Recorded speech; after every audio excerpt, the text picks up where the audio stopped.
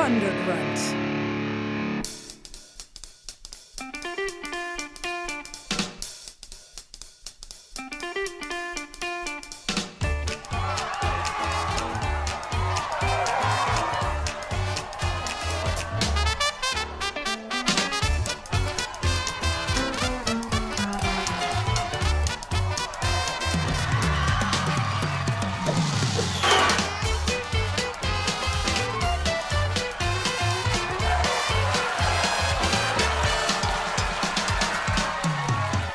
Welcome to episode 2, about episode 2 of Disney's Star Wars, of Writers Blockbusters. Anyway, I'm Bob Rose. I'm Jimmy George.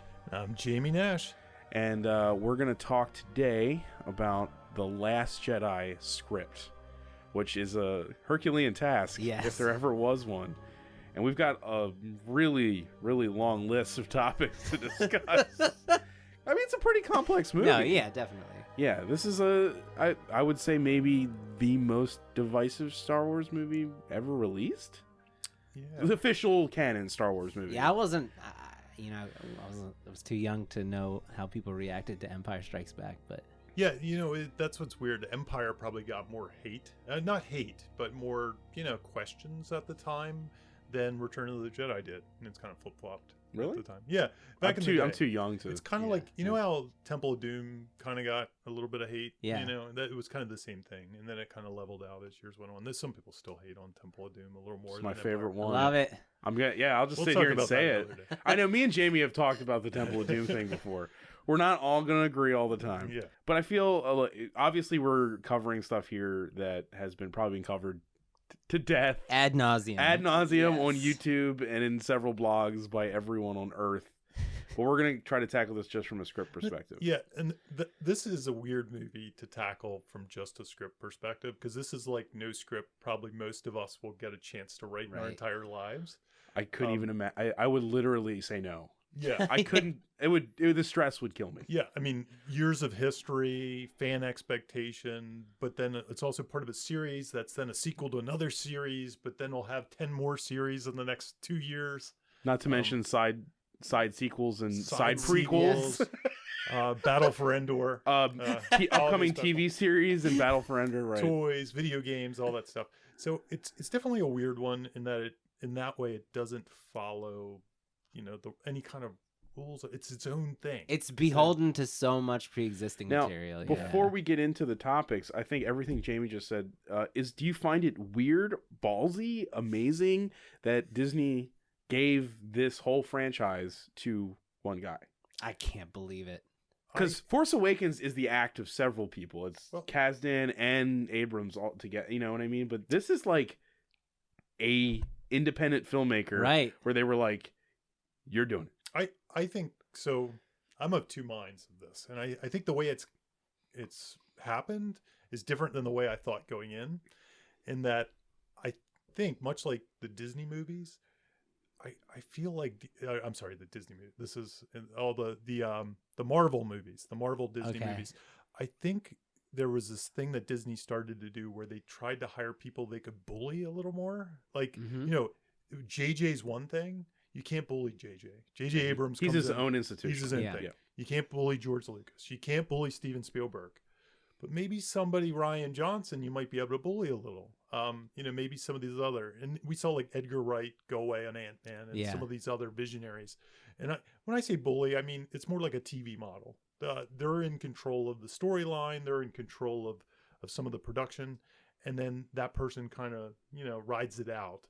But that said, that's not the way this movie feels at all. No. It feels the opposite. This doesn't feel like studio interference. Feels his voice. It feels like his voice. Yeah. From right down to the script. Yeah, like it doesn't feel like they made it like a sugar-coated, factory assembly line. Yeah. Not at all. Thing at all. Which, creatively it feels like the opposite of The Force Awakens for me. Yeah. I agree. It's strange. And the one thing I'd say about Rian Johnson is of all his past work and stuff, he's one of these guys that's everybody seems to love. Like people that work with him always say really positive things. And for all the kind of meddling that Disney has done with the Star Wars movies, you didn't really hear that at all in this movie. Maybe that's a testament to him. Frank Oz recently joined Twitter which is great because it's like your favorite uncle joining Twitter. And he, like, one of the first things he said was that it was absolutely one of the most pleasurable experiences to work on this movie. That's great. With Rian Johnson. Like, the guy gets personal praise out the butt. So. I knew like Vince Gilligan would constantly name drop Rian Johnson. Like, everybody just seems to love the guy. He's definitely Do you think that's what led to less meddling? And not about the creative decisions, but just in general, because they were like, I'm sure Disney doesn't care about a nice person. No, I'm just saying, like, no one on set is like, we can't handle this. Right. I mean, I don't know anything about the development. I don't know that much about Rian Johnson, but I almost think that the two go hand in hand. Like, he must have listened to them. He must have. Okay. You know what I mean? He must have taken what they had and judoed it instead of deflecting it. Okay. He must be a guy that can hear the notes, which really is the job of the screenwriter, and actually done something positive with them. Okay. Or, so you think it's more about he did what they wanted him to do, but did his own thing with it? I have to imagine that after what we've seen with the Solo, intrigue, and the Rogue One, what happened after the fact. I have to think that he's a guy, and the fact that they're bringing him back, they've already announced that he's going to do his own series. I mean, that's a huge vote of confidence. They announced his own trilogy after Abrams comes back for the next one, which is very weird. Right. And then Rian's going to just do his own trilogy. Right. That's intense. So he must be really good at what he does and a real good people person or team player, because they just wouldn't hire somebody unless they were George Lucas and they own the vision and stuff like that. Yeah. Well, and I mean, this script is the vision of a man, which I mean, I say that that's a really important thing to talk about. Right? Yeah, it's that it's not like a collaboration, right? No, I couldn't believe it actually when I found that out. I was like, they let that happen. Yeah. I think it is the only script so far in the series that even comes close to being a sole screenwriter on the script. I didn't IMDb that, but I'm pretty sure he's the sole screenwriter. And because the originals, they all have multiple. Is George Lucas the only one on maybe New on Hope? the first? Yeah, on New I mean, Hope. he's always going to get story character credits. Yeah. But as far as collaboration, then it goes to Kasdan. And Kasdan well, again. the prequels were pretty much George. I've heard stories that other people have came in to help with some of the. They did revisions, not enough to be credited. But they came in and did actual revisions. Without getting into it, what did they do? Yeah. Did they help? Was it worse? I think they were coming to do punch up on the love story of the dialogue. Oh, God. Okay. But yeah, so the other thing I'd say about this one, especially compared to Force Awakens, so Force Awakens kind of had a long history as far as screenwriters. Mm-hmm. I think it started out with a George Lucas treatment, which the treatment apparently was very similar to to the beginning of The Last Jedi. Oh. I think it had Luke in it. It had Rey seeking him out as a mentor, and a lot of the elements that are in Last Jedi actually were influenced. So The Last Jedi honestly seems more like a George Lucas movie, but better executed. Yeah. Does that make sense? This seems like. I know that sounds terrible, but no. I mean, I get what you're saying. A George Lucas prequel. Conceptually, this seems like something he probably would have come up with, but it's executed better than I think old George Lucas would have executed. One thing I have to give George credit for. I mean, as much as people hate on him and stuff, I always got the feeling George was striving to put new and original concepts in his movies. Yes. So even something like Return of the Jedi, which is the first one he started to kind of go to the Death Star, but still it had speeder bikes. Yeah. It had that weird Jabba scene in the beginning. That was bizarre. I mean, that was a bizarre scene to throw in these movies, like nothing we'd seen. In Phantom Menace even, there was Darth Maul. It was a different type of story. It always seemed like he was trying to do different. He put a diner in the movie. What was that? Attack of the Clones. I mean, I'm not saying these ideas are diner, good. But it was trying. He wasn't just doing. It didn't feel like rehashes ever. He always felt like he was trying to justify the fact that he was doing another one by bringing original ideas. Force Awakens, of course, we saw it was more in touch with the nostalgia and rebooting stuff. But this movie, again, it felt like also Kasdan was involved in writing that. I mean, like, doesn't that? I think that has a lot to do with it too, right? I mean, I think so. Yeah, probably so. Yeah, and you have maybe the biggest peddler of nostalgia in the world right now directing it. I mean, that's what that movie was. That's true. You're right. Right. Do you think that Last Jedi feels new? Or do you feel like it's rehashing? So, and jumping ahead a little bit, which jumping is fine. ahead. We're on the topic. I feel like let's talk. Yeah, there's like 30 points here we need to talk. So let's talk. Just jump into it.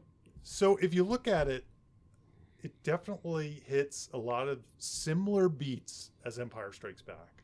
It basically takes the Hoth thing out of it and starts from there, right? Yeah. It starts with a chase through space. And then on the flip side, it has the mentor story. Yeah. And so it almost starts in the Act 2 side of Empire, and then it puts the Hoth scene kind of in the back end. Yeah. And so it definitely has that, but I think doing that, it felt different. It felt structured different. It didn't feel like the same movie. The thing I always got from Empire is Empire really felt like a serial.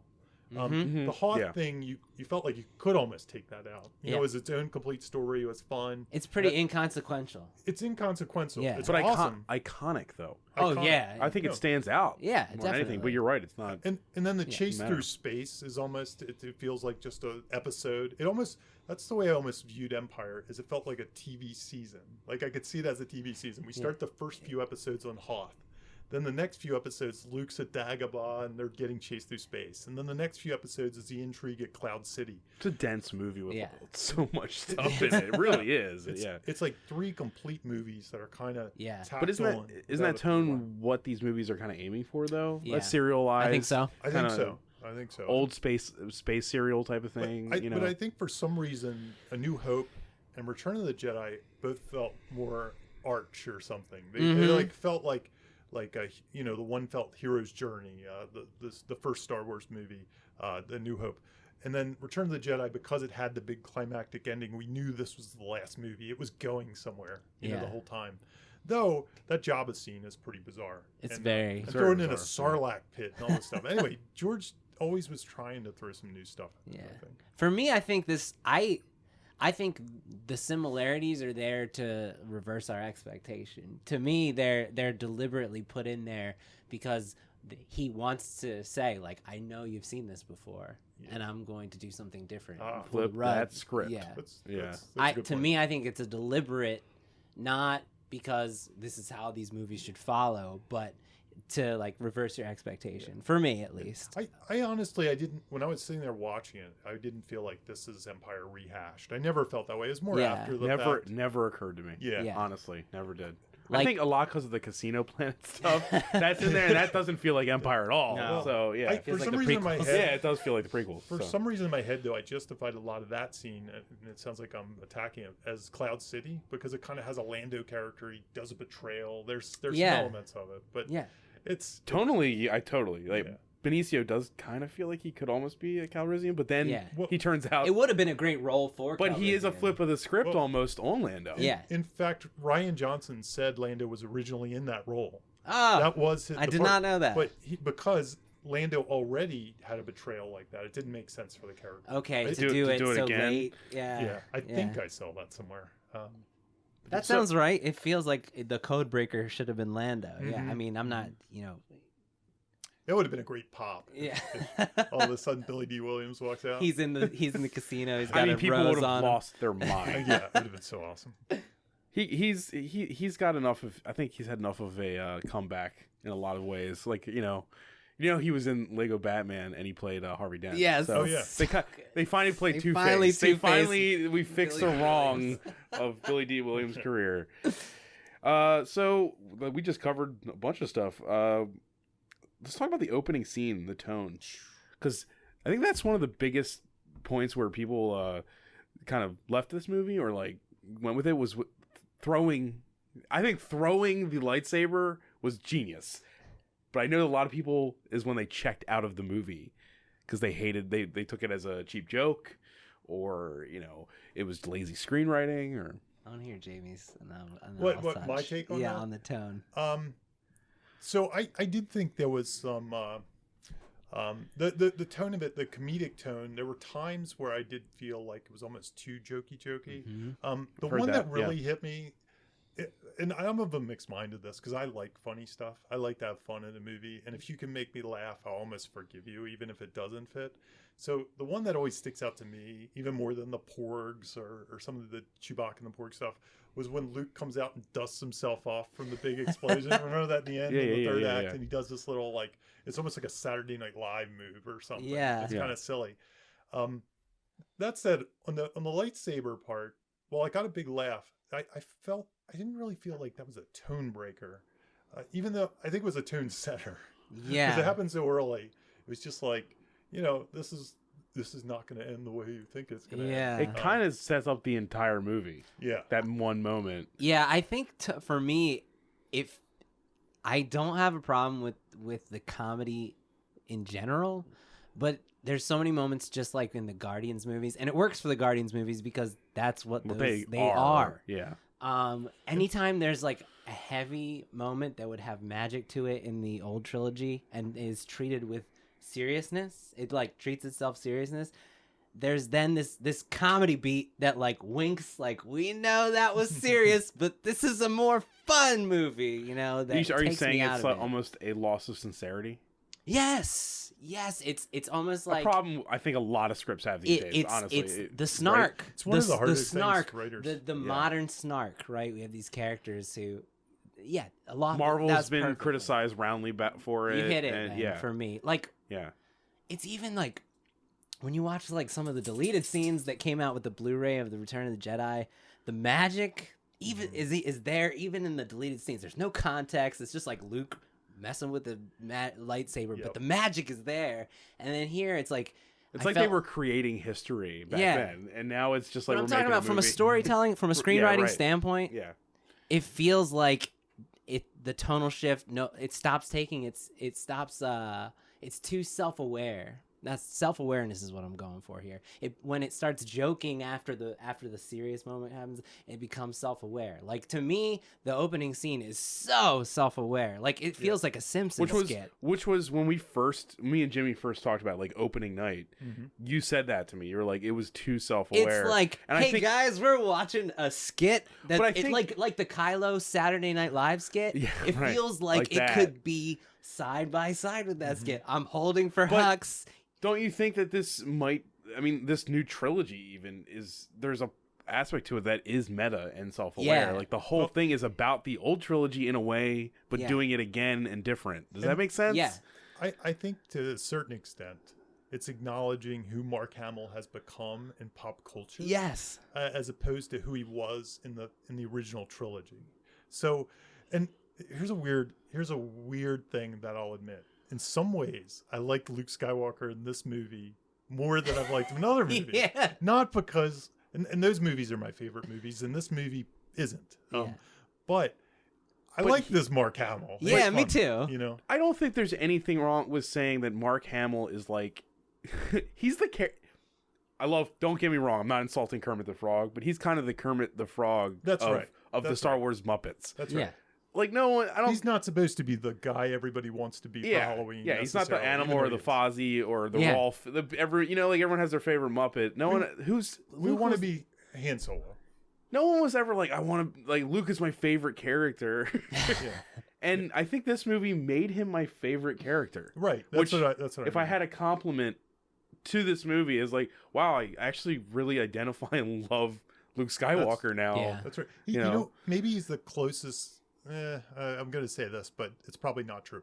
Han Solo in the original trilogy was the representative of a modern man. He was us. He was the closest thing to what my father watching the movie in the audience, like making a little joke or something, where everybody else almost felt like they were in kind of like a stiff fantasy movie. Yeah. Whereas I think Mark Hamill is approaching that in this movie in a weird sort of way. That's a good point. Like he's kind of, even though he's playing the Obi-Wan Kenobi role. Yeah. Which is strange. And that's the part that's hard to get my head around. Because while I like the character they created for him, I'm not sure if I like it for that guy projected to now. I'm not sure. And so from a writing standpoint. But from a story aspect and writing, don't you feel like Obi-Wan went through that same change? Like, the prequels are canon, and we can never get away from that. And I think Ewan McGregor is probably the best part of the prequels. Right. But he's a verifiably different human being from then to when we meet him in A New Hope. I mean, you know what I mean? Like, if you look at those two characters, they're different. Yeah. Don't you think that that's almost kind of this is what Jedis do? They disappear and come back as grumpy old men. But his reasoning for disappearing is completely different. It's different. Obi-Wan's but you know what I'm saying, though? It happened before. And I would say Obi-Wan's stance, though, later on, isn't quite as it's more perfect. It's more of a Mary Sue or whatever you want to call it. Yeah. I mean, he really is. He's a character that has all the answers, but he also has hope. Like, I think Yoda's more the worrywart, and Obi-Wan's more like, I trust that these guys. He's more optimistic. Yeah. He's less pessimistic. Yeah. Whereas in this movie, The Last Jedi, I think Luke is more. He's the pessimist. He's the grump. He's the one. He's the Yoda in that sense. Exactly. As someone, I think the three of us, we really didn't talk about this, but I love the movie. Jimmy, you feel you've grown to love appreciate it and love it. I actually like it. I just have a lot of talking points. I enjoyed watching it. You said lukewarm earlier, so I was lukewarm. But I'm warm toward Luke. No, it's hard for me to quantify how it is because I definitely would give it a thumbs up, and I love the conceptual territory it went. I was born in 71, so by 77 I was like a 6-year-old seeing Star Wars. Wow. And it can't really replace that magic. It changed my world. It was my life. I mean, collecting Star Wars cards is what we did in first grade. We saw the toys being introduced. We grew up with that. So it's hard for me to even compare. I'm not beholden to the originals. I'm not somebody I've never seen the Ewok movies. I can't. I'm still stunned over here. Yeah, I've never played Star Wars Battlefront or read all those books or whatever or any of that stuff. So I'm not that guy. I'm perfectly fine with them blazing a new trail. But anyway, that's just to explain why. I liked it as a movie. I have my quibbles. But it's not like they ruined my religion or anything like that. Yeah. Well, I mean, this is definitely playing with that, though, right? That's what this whole movie's about. Don't you think it's a response, just as Force Awakens is a response to the prequels, sort of? This is a response to fandom? Yeah, I also think it's such a bummer saying that because I feel like everything that's rebooted and, like the Star Treks, and they're all not their own thing anymore. They're responses. They're just responses. To tone and fandom. And can it be its own thing? I feel like it still can. I feel like they don't have to be responses. I think after watching this movie, I call him Rian. Rian Johnson and his new trilogy could very much be its own thing. It doesn't have to be a response. The Skywalkers of the past, he's going to move away from them.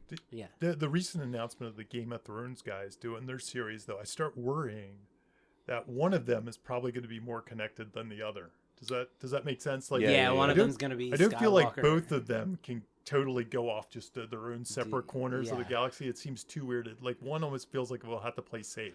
I have a feeling it'll be his. I don't know why. Because I think it'll be connected maybe to this movie. Maybe that's something like some people. Let's get into other things and I'll talk about. Yeah, we'll get into other things. You can only write so much before things go bad. Yeah. It's true. We've reached a critical mass here of Star Wars stories. We're getting the next one in less than a year. Yeah. And the stuff's not special anymore, so they're going to start getting weird with it, which could be amazing. It could be great, yeah. Or it could be like the worst thing ever. Well, the weirdest part about this movie, I think, to me, was that JJ didn't feel involved with it. Not at all. So, and I've heard things, and it seems crazy to come up with a series where one director does the first movie without any real consideration of the second movie and the third movie. Yeah. And it really speaks to the J.J. Abrams-ness of it. It's like that whole mystery box thing that he presented with Lost, which is basically... I'm the least fan of this ever. I hate the mystery box? I hate it. Well, essentially it is. Go ahead. Essentially it's the thing that I wish I could do as a writer. I just want to write the first act and let somebody else figure it out. You create all the questions. But that's what I don't like about the mystery box term. It's kind of like hook the audience, but don't worry about paying it off. Yeah, there aren't pre-made answers. Isn't that they have the questions? Isn't that a hack idea? I mean, I guess the way to translate it is it's all about eyeballs and worry about the rest after you get the eyeballs. I mean, personally, I reverse engineer things. So you know what's in the box? And I no. So no, what I'm saying is I'm with you. Right. I think it's. I don't think it's a good idea to write a story and not know where you're going. Isn't it bizarre that it seems like that's how the series? I mean, it is. That's how it's going. It is. They don't know where it's gonna end. After watching this movie, what could they possibly write for the third one? Well, like that's the weird thing about this movie. To me, this movie felt more like the a final movie. It feels like Act 3. It doesn't feel like a setup for Act 3. No, I almost feel like they could be like, and Star Wars is over forever. Yeah. And like it literally just ends here, and that's you think all of those kids are gonna have force powers and well, they basically said you don't want to see Neo go past flying. No. And when you do, you're sad because you never wanted to see it in the first place.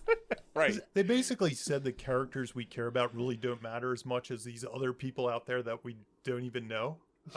So it's kind of like the end, right? It's like we don't need to care about Rey and some of these other people anymore. These other, there's hope in the world. They will help. They will conquer the evil. God, so true.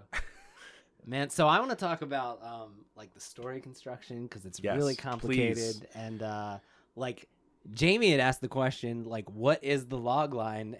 And I really struggled and that's why I asked the question, because I didn't have an answer. I wanted to see what you'd come up with. Man, it's all over the place, you know? For me, one of the things that's really strange is upon seeing it multiple times, I really think this is Luke Skywalker's story. And I wouldn't have said that from the trailers. I wouldn't have said that from the first viewing. The reason why... You're saying they marketed it as Rey's story. It is supposed to be Rey's story. The audience is there now invested in Rey. Right? And she starts the A story driving that story, so the A story for me personally, I think, is the survival of the Resistance.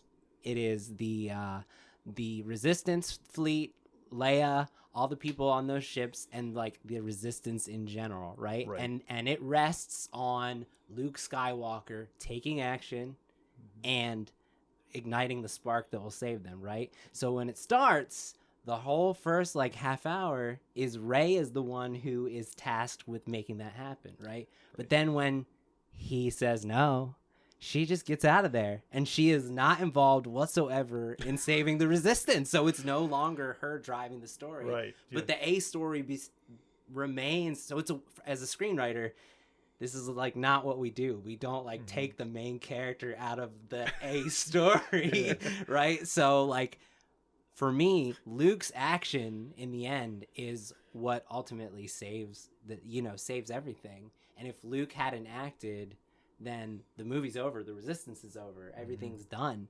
And so for me, it's Luke Skywalker's story, like this movie, and Rey and Kylo are the B story. I don't think there's any right or wrong to it, because I think we'd have equal trouble summarizing Empire Strikes Back. Yeah, that's true.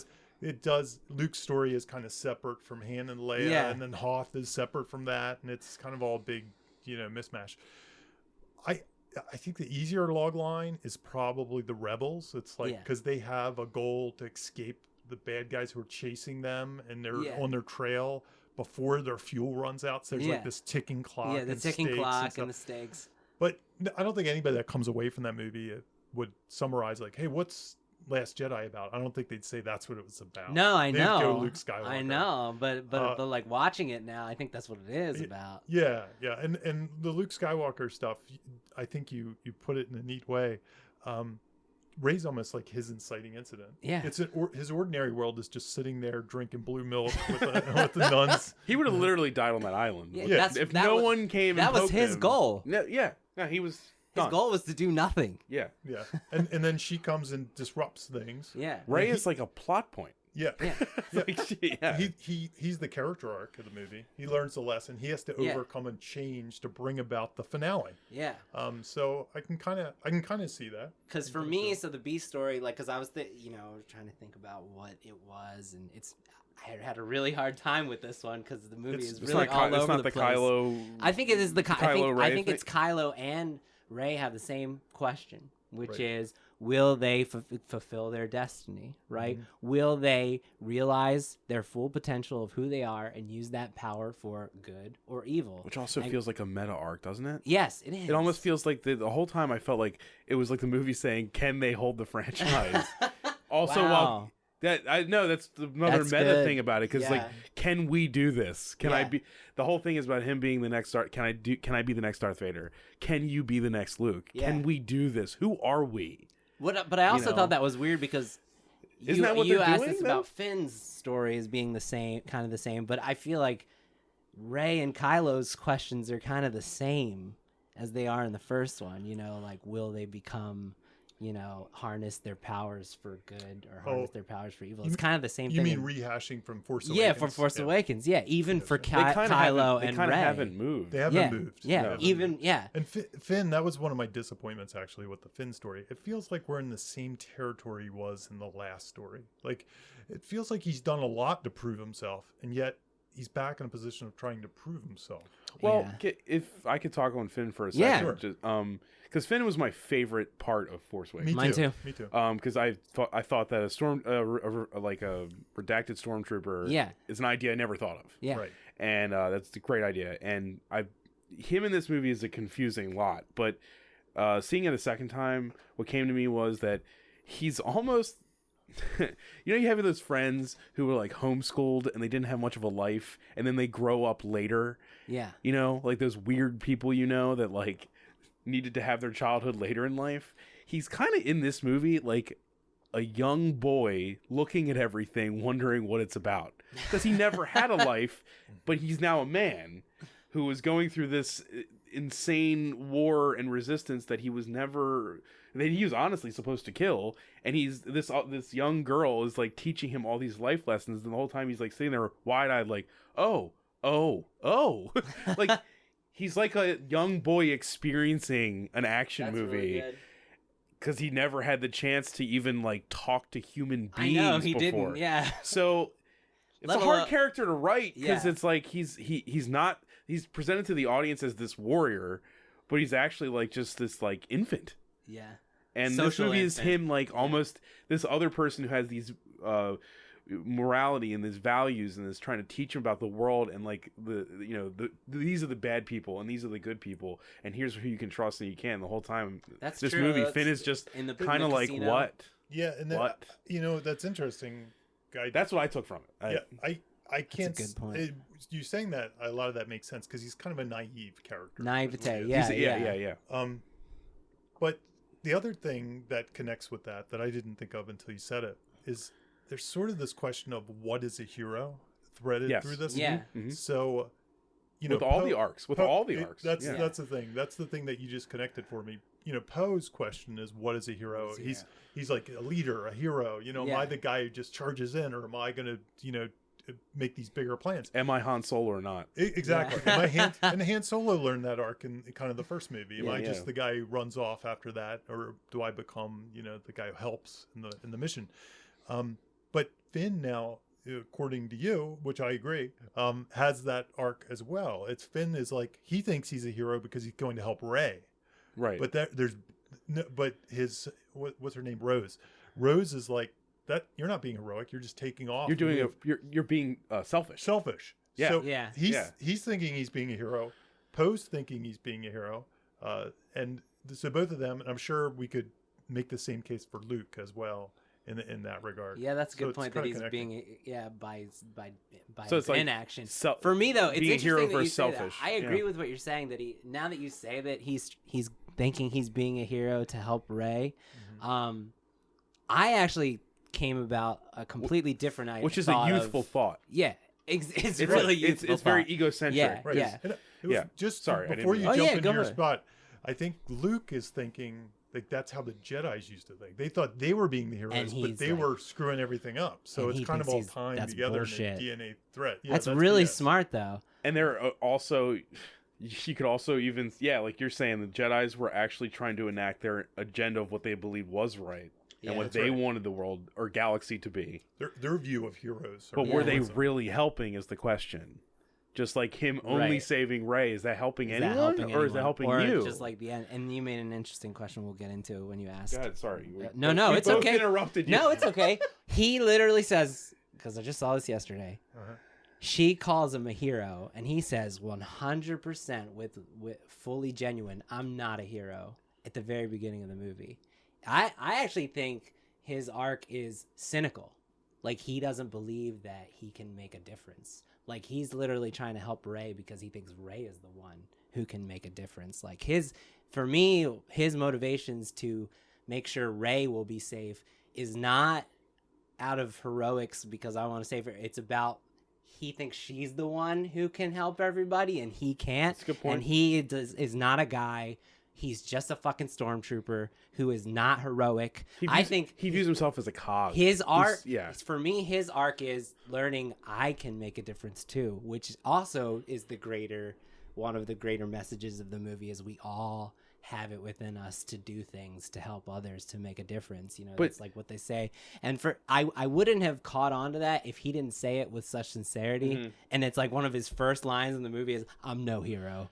Like, he says it straight up, like, stop calling me a hero because I'm not worthy. You know, so for me, it was a cynicism thing and learning. And in the end, when he's, like, trying to sacrifice, because I agree with you, like, you asked, like, does Rose saving him fuck that up? Mm-hmm. Like, fuck up what the movie is trying to do with his character. And I think it does. Yeah. Like, he was finally going to lay that heroism on the line and sacrifice himself for the greater good.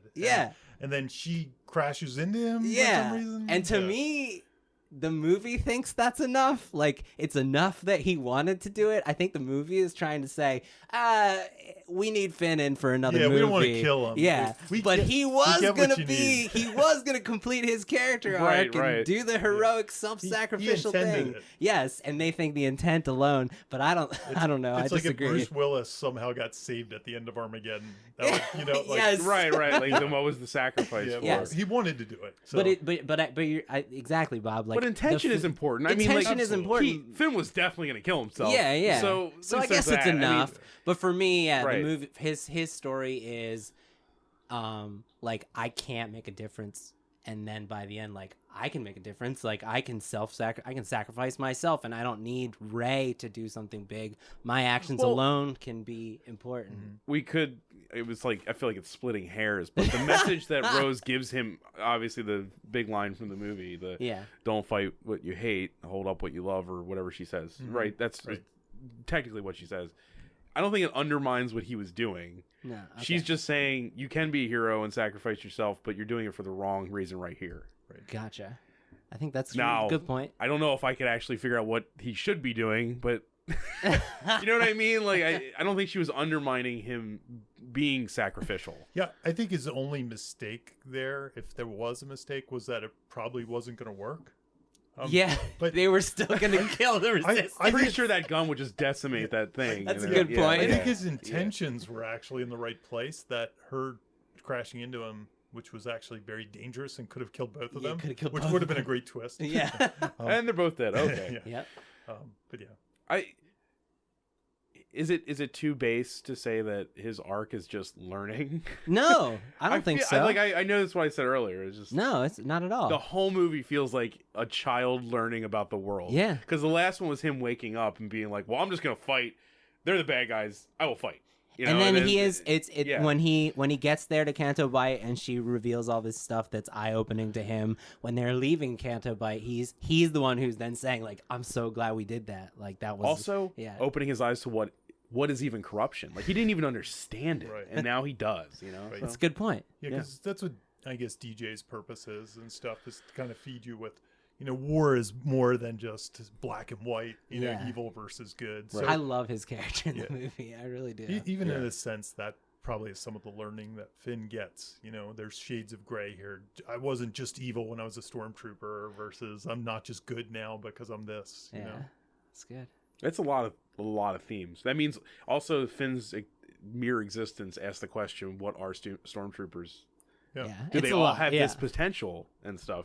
That could be exploited later. I think there's too many themes in the movie, but no, I don't want it to be exploited. No, I don't want that to be asked in this movie. I'm just saying, like, maybe Rian Johnson could explore that later. Like if stormtroopers can be reverted, that's huge. That is a huge I mean, it's one. a huge thing. Yeah. You know, they And are it not feels- mindless drones. They are humans. Worthy of asking, given the fact that we've seen 6 movies with them, 5 movies with them. No, no, but it's something that interests me. Like from a writing aspect, I've always asked this about Tolkien.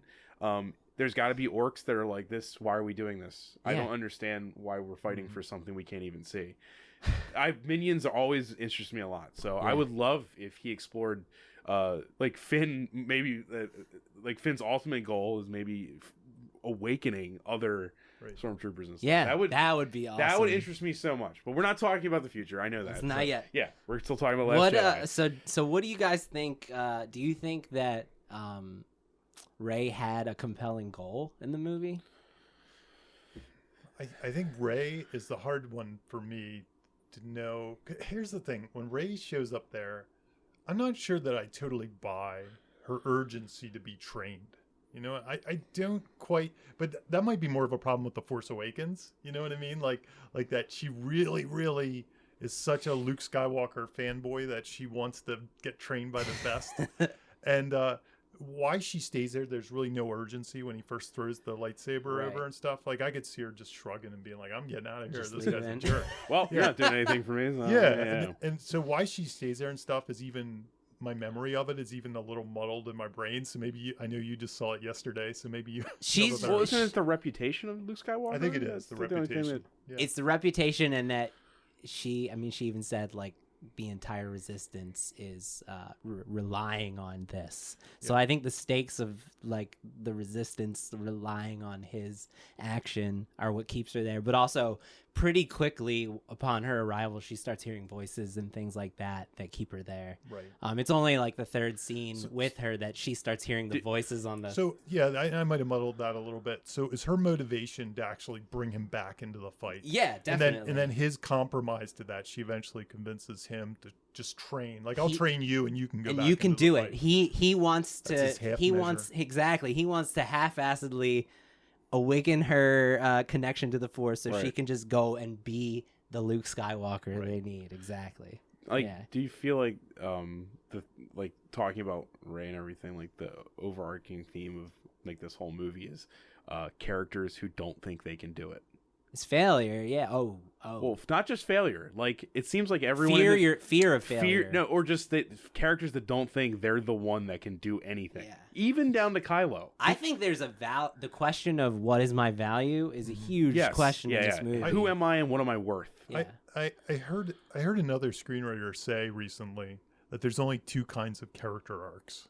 Okay, and I don't know that I necessarily keep it simple. For Yeah. me. Yeah. I'll take it. So I don't know that I necessarily. I wish believe in that this, was. Yeah, I wish that was true. but it's a good shorthand. So he says you either learn to care more, or you get self-confidence, and they're the only 2 character arcs. Okay. And in this case, self-confidence would be what you're saying. Yeah. Or caring more. They're kind of. But they could all be based down to learn to care more or gain self-confidence. I love that. It's a simple. Well, they all shorthand. definitely care in this movie. I don't think care is except for Luke. Luke is a care. The 2 stories. I guess he's right if you just apply it to this movie. Luke he learns to care more, and the others all learn to have confidence. Okay, fine, you're right. Yeah, Luke knows what the fuck he's doing. He's like, I just don't. I'm detached from all of this. Yeah, I don't think there's ever a doubt in Luke's mind that he could help. Yeah, I think he just doesn't. I'm on this island. Yeah. I like the milk. What do you want? Yeah. That could be. I don't want to leave. Okay. Yeah, I've never heard that before, Jamie. That's interesting. I heard it and it stuck with me, so I'm going to use. That's going to be a test. We'll test it out over the course of this podcast. I like that. Yeah. Okay. Jimmy, you were saying something. We interrupted. What was I saying? Oh no, something brilliant. Something amazing. Something amazing. Yeah, right. So just repeat amazing. No, brilliance. We were talking about Rey's motivation and where she we're fits. just asking about her. You know, does she have a compelling goal? Do you guys, as screenwriters, do you feel like Rey gets lost in this movie? Absolutely. Definitely. Yeah. I only saw it that opening night. I've only seen it that one time, but read a lot about and been thinking about it a lot. I do need to see it again.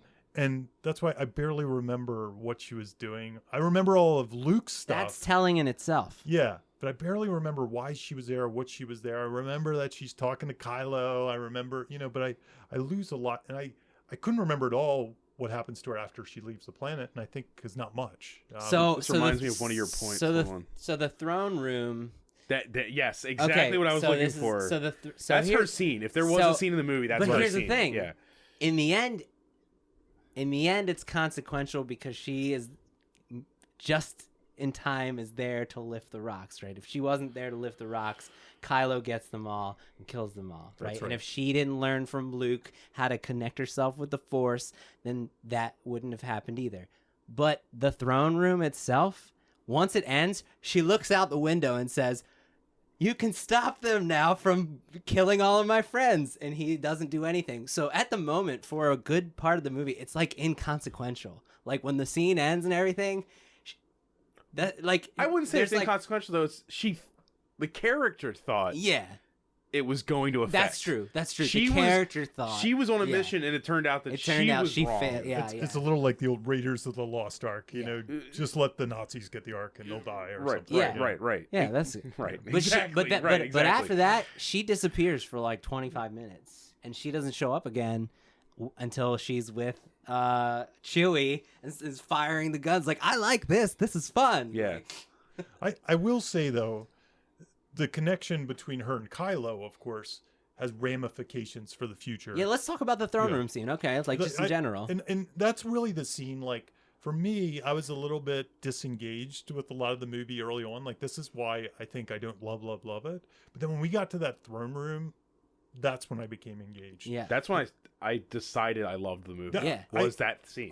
That made me sit up. And it's almost impossible, the fact that watching that scene, I didn't know what the answer was going to be. I honestly thought Kylo might become a good guy at that scene. Me too. I honestly thought Rey maybe becomes kind of this, gray character or something, where I didn't know what was going to happen. And pulling that off is really a feat. It's not just his answer, but also like in that moment, in that entire scene, I didn't know there's three huge things that happen, which was Snoke dies and he reveals that her parents are nobodies.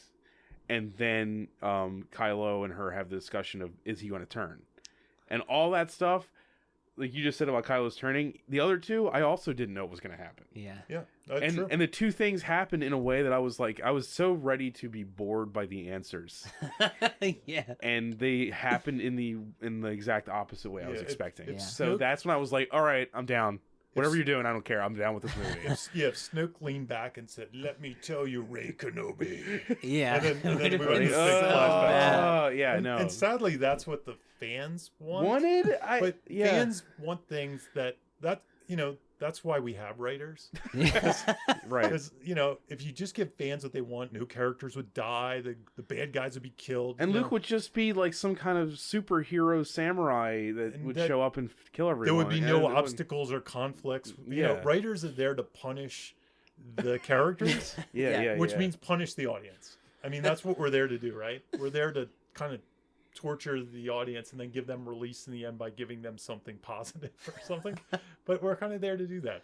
So yeah, I think anyway, I totally forgot what you said. Oh, I was just saying how all the huge things that happen in that scene outside of the fighting. The Kenobi thing, and I think the biggest one for me is her parents being no one, because to me that was just saying, that was number one, defining what these movies are now. And it kind of goes with everything we were saying before about the script. Like, she cares, and she didn't know why, and now she doesn't. She knows less why. Yeah. Like, she knows that there's no reason for her to be her anymore. Yeah.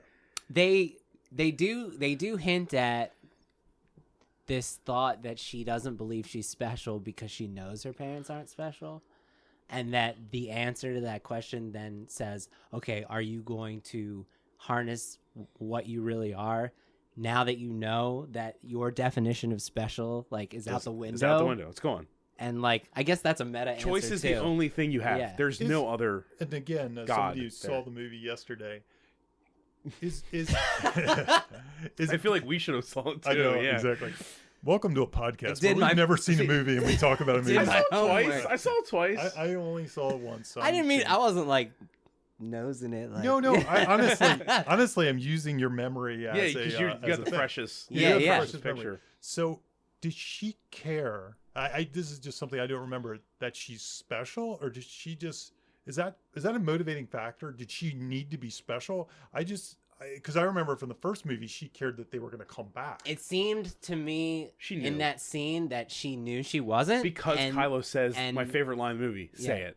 Is when he says say it. When he says say it, because she to knows me, it. That's her self-doubt. Like, I am not worthy of what is being expected of me because my parents are not Kenobis or Skywalkers. They're just some drunks. The genius part of fandom is that now, like, the movie is all about how the speculation for years was wrong, and then people are already speculating that her parents, he's lying. Yeah, that's some bullshit. You're missing the point. So there is a part of me though that feels like this is bad improv. Yeah, okay? I agree. So improv, what's the only rule of improv? It's yes and. So the one rule of improv, if you ever do improv, is never deny what the other person set up. So you can't say something like, and I'm not saying that this was even presented this way. I think fans took it and ran with it. But you can't say something like, Rey is the descendant of somebody great. No, that doesn't matter. That's what you can't do in improv. And there was kind of a lot of that in this movie. And I think that's this mystery box filmmaking and stuff. That the twist was, there's no twist. There's no twist. Yeah. But that's a huge twist, right? For these movies especially. For their genre and their franchise. It's dangerous when you have a huge rabid fan base that likes to speculate. I'm not saying it made people happy, dude. Yeah. It's like remember the last episode of The Sopranos? Spoiler alert. Oh, God, yeah. Absolutely. And everybody wanted to see what the big cathartic finale was. And instead, the twist was, there is no finale. They're just eating French fries. Yeah. And they might die or they might die, they might not. It's your call. Yeah. And that angered a lot of people. And a lot of people thought that's brilliant because you could never satisfy us with a great ending. There's really no true satisfying ending to anything, right? Breaking Bad. Yeah. It's great. Right. Stuck the landing. Fine. Back to the Future, I guess. I don't know. Yeah. We'll just keep going back to the Future. But another point to that, though, is it's kind of a setup payoff thing where a lot of these things are setup payoffs. Like even like Leia in space and stuff like that. It was like, she's dead. No, she isn't. I know. Luke, he sacrificed himself. No, he didn't. No, yes, he didn't. Yes, he did. It's like how many times can you pull that? Yeah. I'm not sure how many times you can pull that. I'm not sure that it totally worked for me, especially with the Luke one. That one might have been one too many. I'd have been like, just leave him alive. Like, pull what they didn't get out. Yeah. Give us the message and keep him alive. Are you saying that, to clarify what you're saying, are you saying that the movie was doing that ruse to us as the audience? Like, yes. Too many times. I think they rug pulled on us so many times that it almost got to the point that it was one too many. It lessened the resonance of the big moments. Yeah, because you almost want to sit. It's almost like those moments like a performer would do, where you tell a joke and you wait for the laugh. You wait for the laugh to die. Instead, it was like maybe hitting us with 1, 2, 3, 4. Yeah, like a laugh, make you cry. But there were a lot of those that seemed like a central gimmick that was being used. Yeah. Also, that part of it does kind of seem like the auteur nature of Rian Johnson, doesn't it? That's true. It's nothing that another Star Wars movie ever felt like it was doing. No.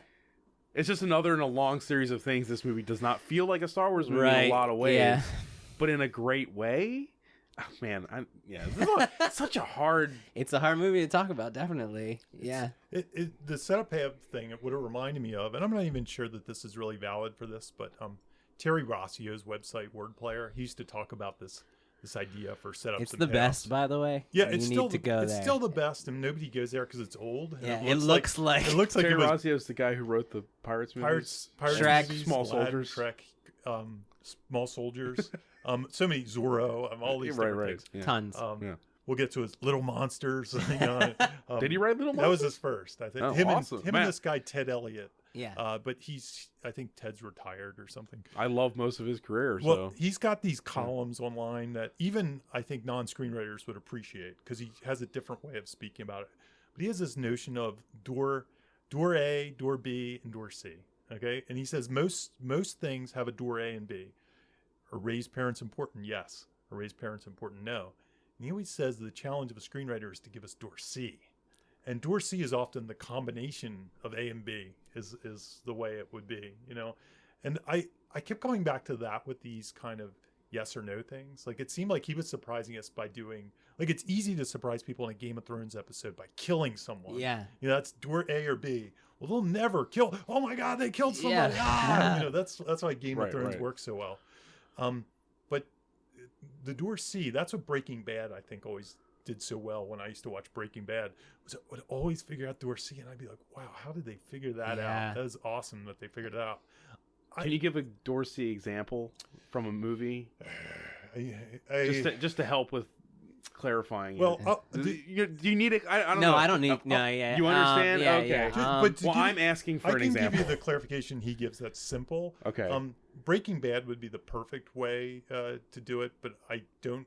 My memory might fail me, so I don't want to do it. Like, I keep thinking of how he like got out of the tape scene. Like when, well, I won't go into that one. Okay. Because I won't remember. Here's the one they give in the website. A gun goes off, and now I'm gonna have to do this from memory. I'll try to screw it off. Two people are wrestling. A gun goes off. Did the one person die, or did the other person die? Is kind of the typical A and B, and then he would always be like C, like what's C, and it might be like the gun went off, and then the first person felt bad, so they rushed them to the hospital. Or I mean, that's right, a horrible yeah, example. Yeah. Okay. No, but it's also. Or the gun went off and killed a guy in the corner. Exactly. It's similar to the Coen brothers said this. Or and both of them die. You know, it's if, or if it you wasn't can, that gun; it was a gun over here. Right. That's a Indiana if you can Jones get one. yourself, Right, if you can get your character into a situation where you every single thing you come up with, there's no way they could get out of it. Right. You know, and then that will force you to come up with the Dorsey, which is something that we would never think of, you know, to get out of the situation. It's a dangerous prospect too, because those can be eye rollers. Is that too. a good comparison? The Breaking Bad one, and this is a spoiler for Breaking Bad people. I'll try to do it by memory. Is when his brother-in-law finally caught him. Did you watch Breaking Bad? Oh yeah. Okay, Yeah. so his brother-in-law finally caught him, and he like gave him like a day. He said, "I'm bringing you in tomorrow." So door A would be, "I'm bringing you in. Are you gonna go?" Door B would be, he runs for it, and instead door C was, I have all these tapes and evidence that you're going to go down with me. That's Dorsey. Yeah. You know, so that's how he got out of it. Breaking Bad did it like on a weekly basis, which is why I was so impressed by that show. It's like every week they'd find a Dorsey, and I'd be like, wow, they found without Dorsey. betraying the characters too. Without betraying the characters, without being too you got cheesy. to find a way that it's organic and not contrived. So it can't, the anvil falls from the sky. You know, So- like Oh, look at this hole in another dimension. I'll jump through it. Yeah. because that's a constant thing I'm dealing with, like with the reading scripts is, this feels contrived rather than something that would actually happen. So it's got to feel like that's a it's tricky thing yeah, with Dorsey. it's Dorsey for sure. has to feel like it's the thing that would happen, but it's coming up with that reversal of expectation and going, holy shit, that is exactly what would happen. But it's also something that like the audience never would have thought about. I also feel like being not, I don't want to call myself a professional of watching bad or weird obscure movies. You're as professional as that gets. I guess closer to a profession as it is. And if that was a profession, I would probably be pretty you should good put at that it. on your taxes. Right. The one thing that me and my cohort in doing that have also realized is that it kind of feels like a Dorsey, is that because of those movies and the way they're made and the way they were made in the VHS days, is that they didn't have the time and production and like no one was paying attention. So it seems like a lot of Dorseys just happened because they don't know how to finish the movie and they had to change something. And so it's weird because they become more enjoyable because there's like, What? Yeah, there's just a bunch of like, the movie takes this like just hard left, and it's like, that's how you're finishing the story out? Amazing. Well, you know, even though it's terrible, it's amazing. So yeah. Offline. Yeah, they do it because of production, not because of ideas. And that's they kind of always say that, right? They always, that's one of those tropes that they tell filmmakers is the lack of budget will actually help you be more creative. Yeah. more Jaws. clever. Jaws. So the shark was a good not, idea. not working, right? But we were talking offline about how characters are really why we come to movies, and interesting characters. For me, that is definitely true. But I also really appreciate the Dorseys of the world, the cleverness of writing and things like that. The people that come up with these kind of things. I take notice of that usually, and I sit up and I'm like, that's a screenwriter that I really admire and would like to be like when they come up with these clever things. Oh, I love when I see something that I never would have come up with, and I'm like, that's awesome. Right. You know, when a movie not like I'm a great writer, but when a movie makes me feel like a hack, Yeah. I love those moments when I'm sitting in a movie theater. I'm like, holy shit, that is so clever. Exactly. That's genius. Yes. Not kind of a rare thing though, right? With blockbusters. With blockbusters, I mean, yeah. there are a few of them. Yeah. I think if I had to name one that kind of surprised me in that way, in a script writing way, it'd be Kingsman. Yeah, Kingsman's a very clever movie. Clever. You know that I'm jealous of the if the screenwriters make me jealous, and that's what I mean. That's what I mean. If the screenwriting makes me jealous as a writer, of that its movie achievements, I walked out of that movie jealous of all the aspects of that movie. I was like, in every way, I was like, I'm jealous of every moment, the build up, and I wish I was a part of that movie. Yeah. I know that's a weird pull. No.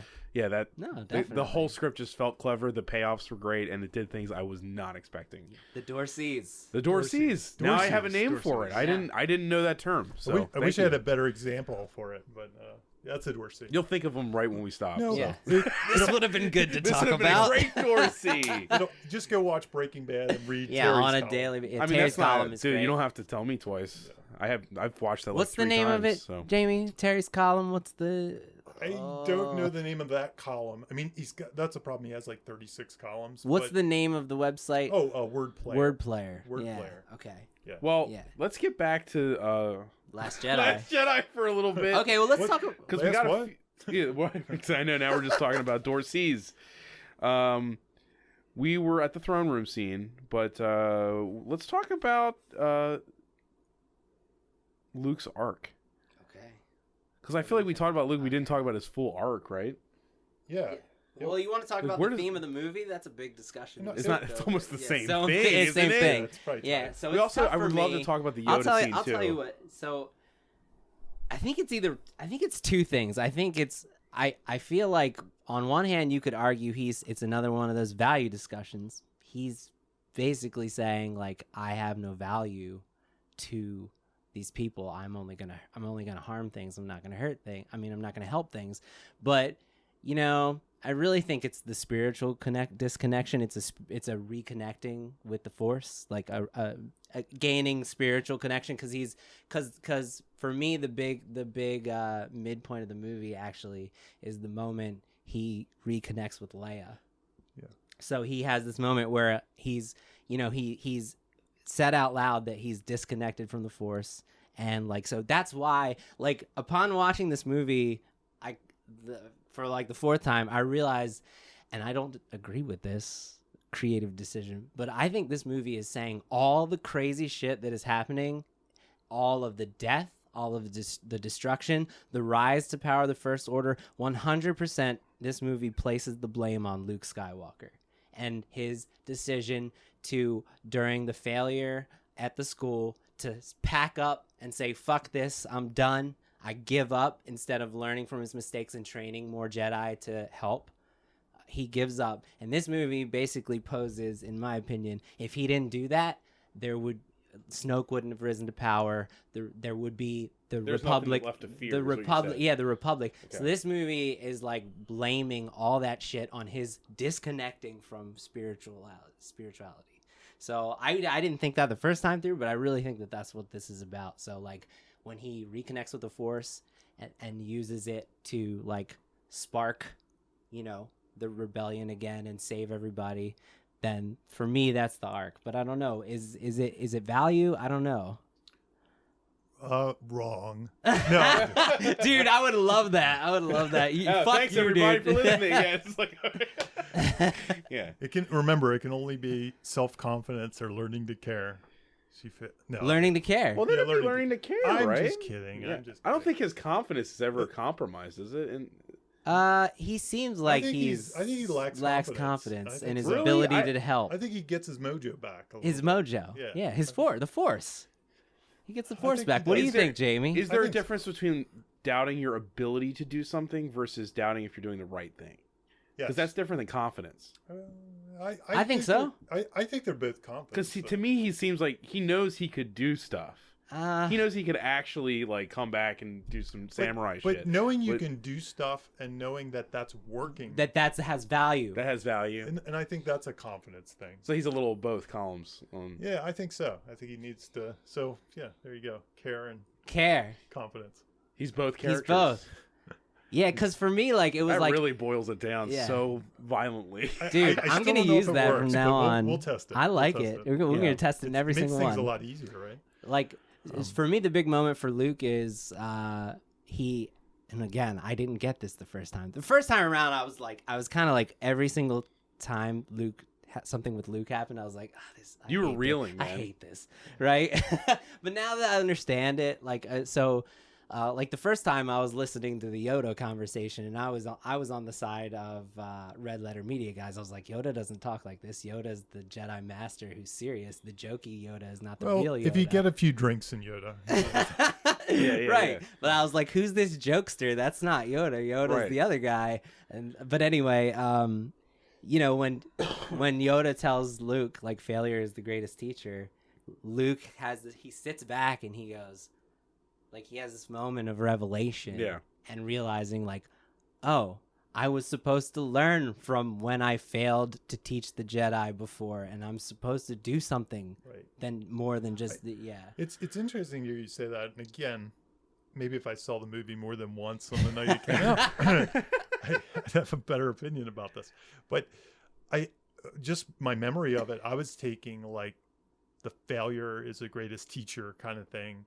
Which also, I think there's a whole bunch of words that sound like themes in this movie. There's the whole thing about that you mentioned that Rose says to Finn. There's all these different things. Oh no, it's too much. Hitting you in the face. Yeah, in with the mottos. face. Yeah. Here's the lesson, everyone. It's like an Aesop's Fable book smashed into itself. It's really on the nose. So the question is, it's really on the nose. The question is, you know, were they just throwing those? Were those just kind of lines of dialogue? Were there lots of messages here? Which I'm sure many movies have lots of messages. I think there's too many. Was there a central theme? I think he viewed every arc as having its own message. Its own message. Yeah, I think that's a good point. The Yoda thing is Luke's message. Right, and I keep wanting to come back because it's very easy to say failure is the greatest teacher or whatever kind of thing. That could tie to anything in a character arc. Almost. That's almost as... so that's why I'm going to keep that as my central theme. Yeah. And the part if I saw it last night like you, maybe I would have talked myself out of it. Next time invite Jamie, man. What are you doing? Shit. Next time I'll give you a text. I would have bought popcorn or something. I've never seen jealous of preparedness. Jamie has a kid, level, man. I don't have a kid. Yeah, there you go. So if I would have seen it though, maybe I would talk myself out of this, but I kept coming back to the failure was him trying to kill Kylo.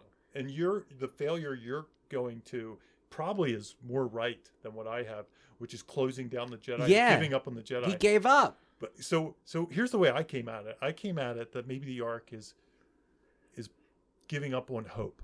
Yeah. And there's a lot of statements about hope in the movie. So he was trying to heavy-handedly kill Kylo and take matters into his own hands and shut everything down. That to me was like giving up on hope, giving up on optimism towards people. And that's a thread that goes back to Obi-Wan Kenobi in the original movies, because I think Obi-Wan always had hope and optimism towards you know, the Jedi and that we will win.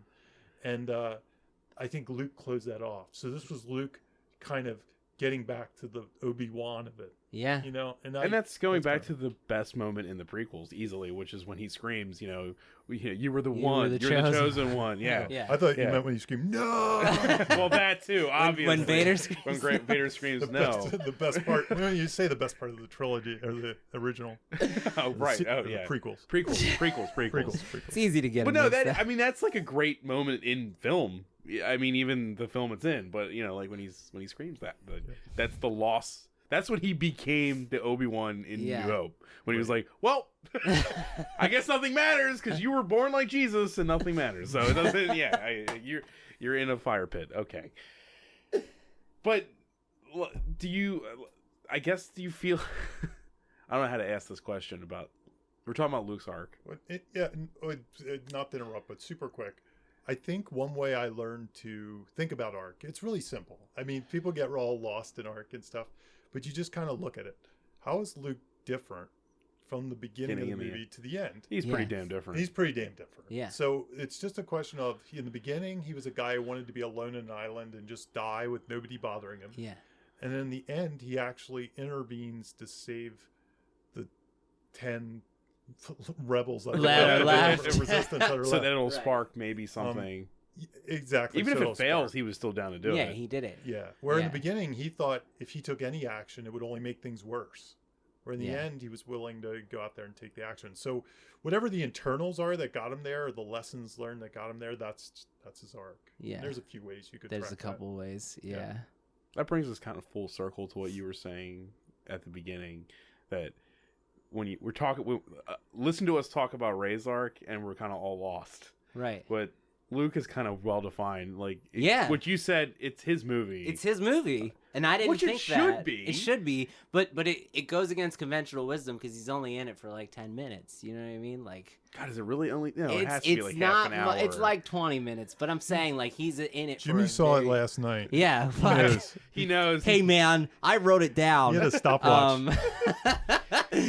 No, but I guess I never thought he's in it for a short. That was like up for question to me when you brought that up at the beginning when I said about whose movie is it. I always thought it was his movie. I didn't think so, dude. His head's the biggest on the poster, of course. Yeah. No, I know, but I think the audience is there now for. I don't think so. I don't agree. The old audience is there for Luke, but that's who these people are. Yeah, I thought it was his movie the way it was Han Solo's movie in the last movie.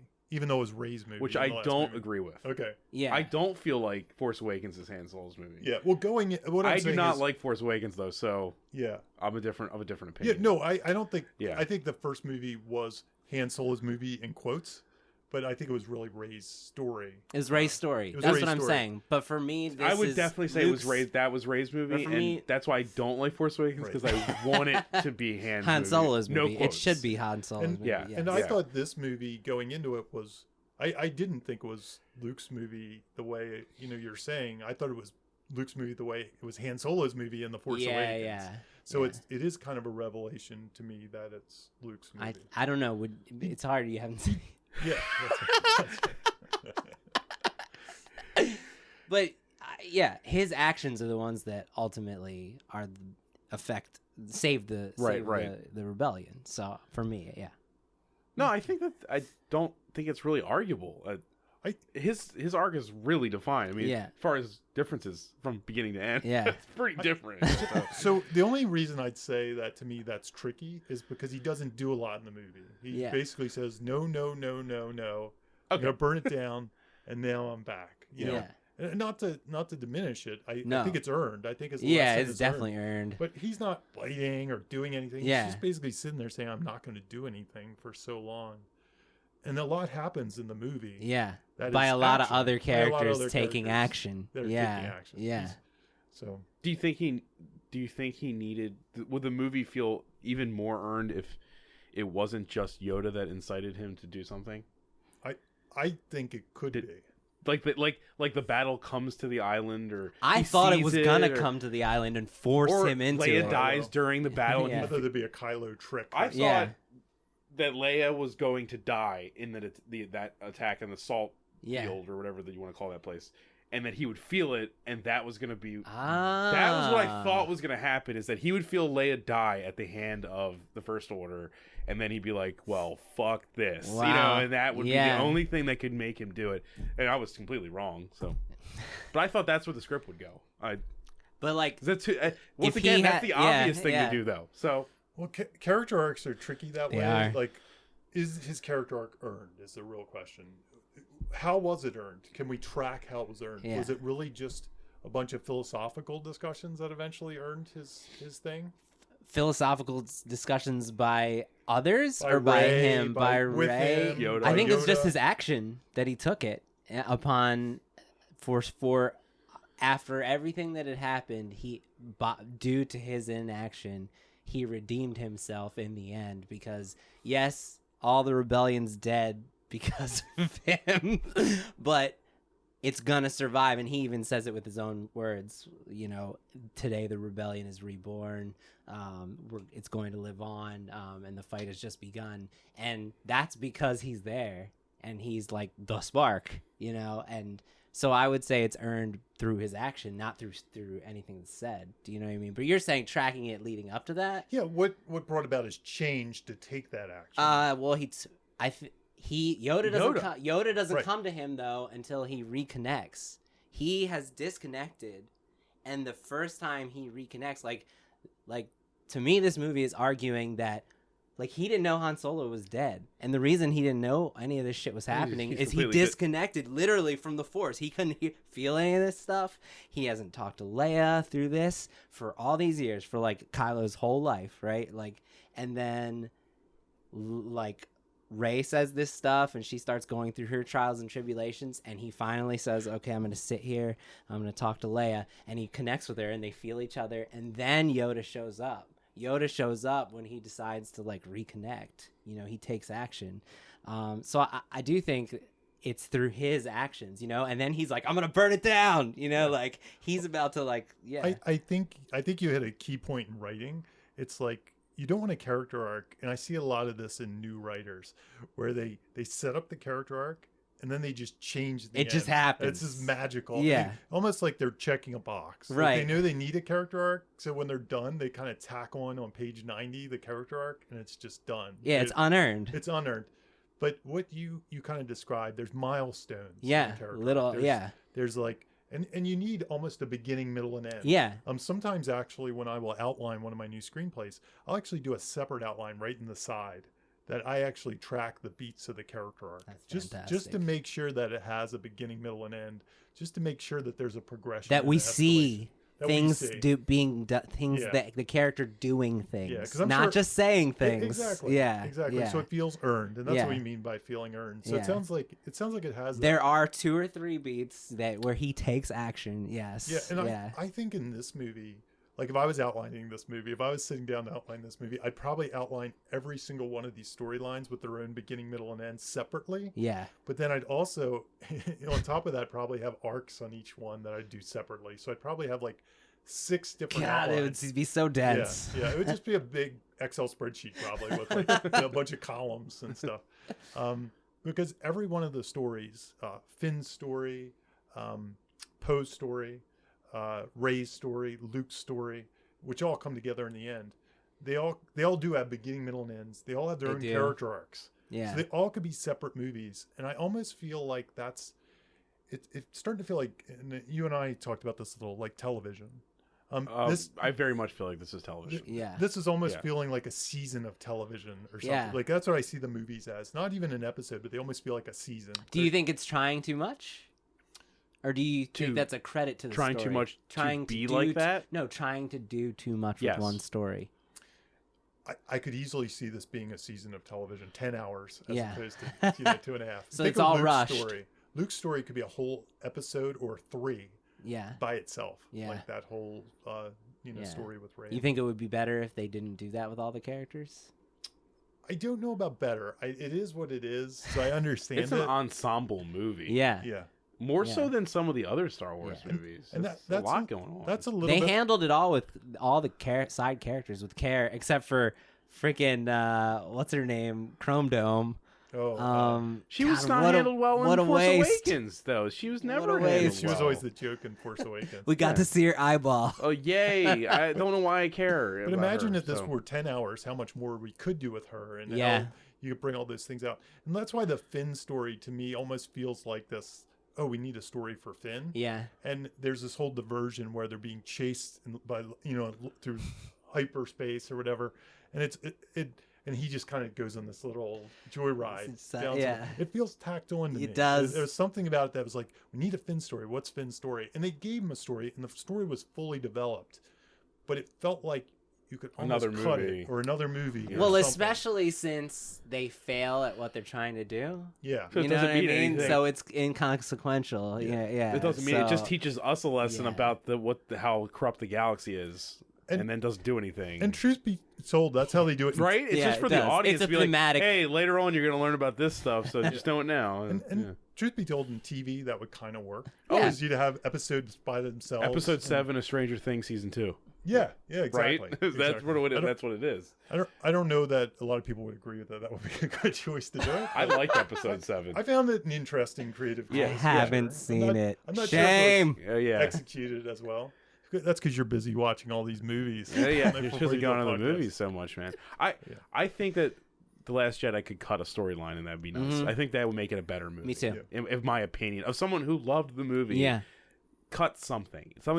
Maybe, like you said, the Laura Dern thing. Mm-hmm. I don't think introducing that character and having her heard. Why wasn't that Leia? I love Laura Dern. Why wasn't that Leia? Yeah, It just would take less time if it was Leia, because the audience doesn't need to get to know who Leia is.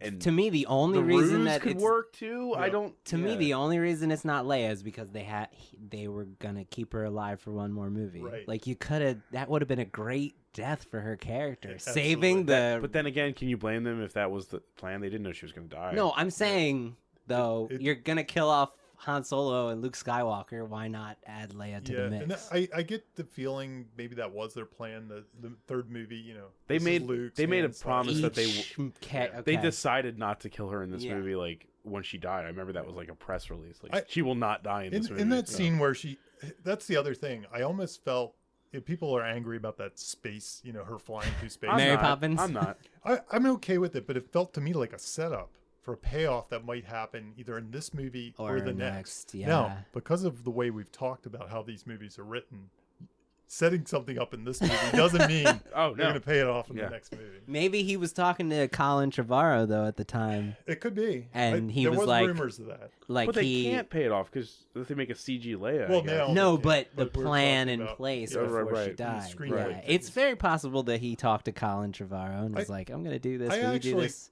Will you please pay this off?" For a brief second, I thought she was going to die there. Me too. I thought this is kind of a good end because I feel it, and she had died in real life, and it kind of impacts in that way, and it's a surprise. Yeah. And my mind was already spinning, like maybe they went back and redid this and cut her out of the rest of the story. So I actually thought it would have worked as a pretty good ending for her if she did die in that scene. I agree. I just got really annoyed with people arguing if she could force push herself through zero G in like 200 yards. I was like, that is not hard. I know that's not a script problem, but I was just like, it's not that big of a deal. She wasn't flying. Does no one understand space?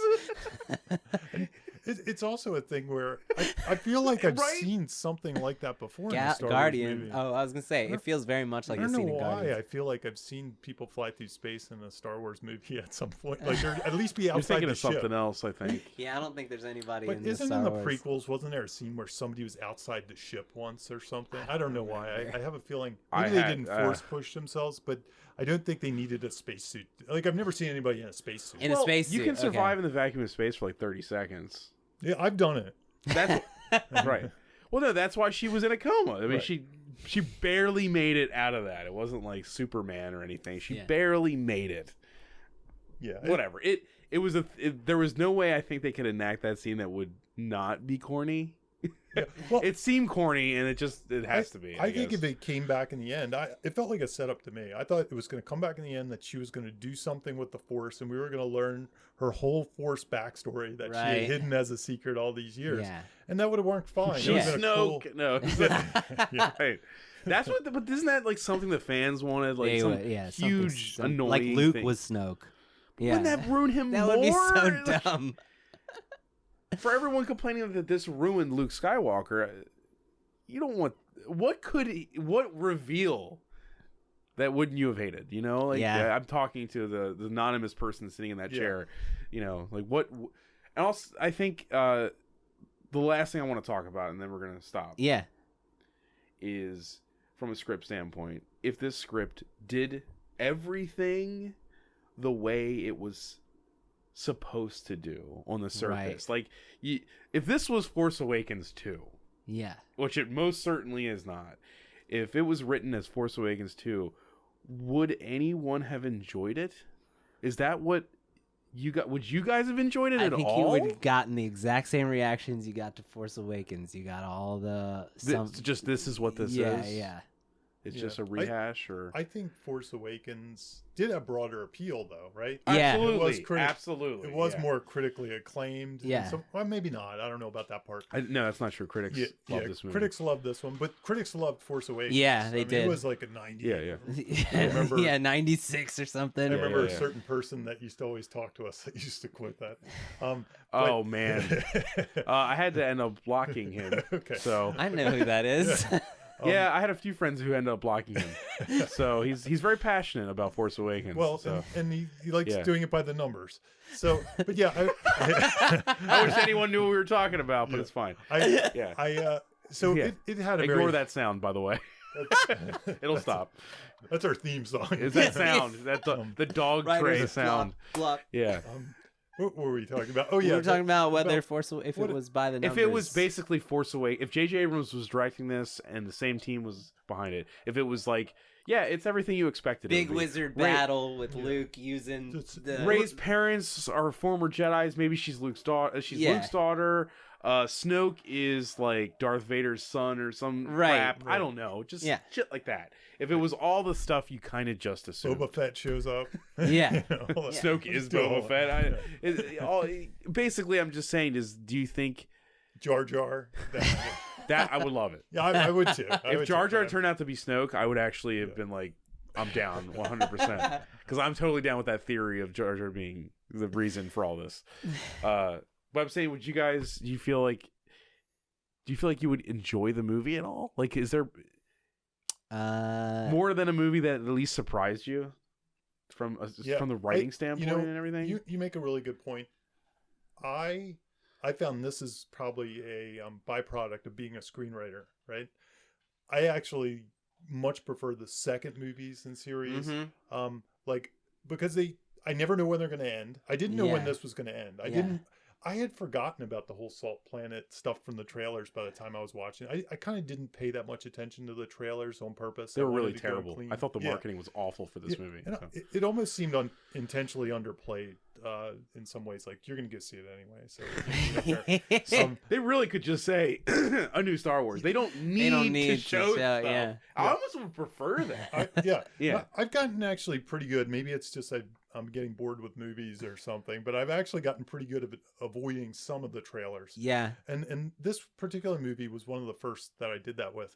And I had kind of forgotten that I'd seen that salt stuff. Yeah. So I really didn't know where it was going to end. I thought it was coming to an end, and then there was a whole nother chapter. Me too, exactly. And I love that. Yeah, me too. One of the greatest movie experiences of my life as a kid was Raiders of the Lost Ark for that reason. Because I had never seen a movie that just kept topping itself. It was just kept, let's do another sequence. And I was like, what is this? When's this movie going to end? I have no idea. Keep going. And I was thrilled. So in that sense, I tend to like movies that break structure and things like that. Me too. That said, writing them yourself is dangerous territory. Especially if you're writing an original thing. But risk reward, right? You break the rules and you break them in the best possible way. You have a huge reward at the end of the day. So that's a good point. But yeah, I guess it's nice to hear you say you like sequels. Yeah, well, I like the middle movies the best. Okay, those middle ones, because I really don't. You kind of have an idea by the last movie what's going to happen. You come in on the middle. They because it's almost like skipping the first act in some ways, and a lot of you're just. I'm a huge fan. A lot of my favorite movies are sequels. I know that seems so hollow, but. Because it gets the premise out of the way. No, there are a lot of sequels too. Like when I grew up, that were just rehashes of the original. That like Die Hard 2 or something. Yeah, something like that. Or even like The Hangover 2. If you remember. Hangover 2 is the exact same movie. It's the exact same. And then the third one is bonkers. And I kind of like the third. Oh no, the third. I like third Hangover. Yeah. But yeah, I actually like movies that can break the rules, and I think the second ones in series can break the rules. Yeah, that's a good point. Yeah, for me, I am glad that it did things that I didn't want it to do or think it was going to do, and so especially upon repeat viewings, which you're very well aware that you've had many. Yeah.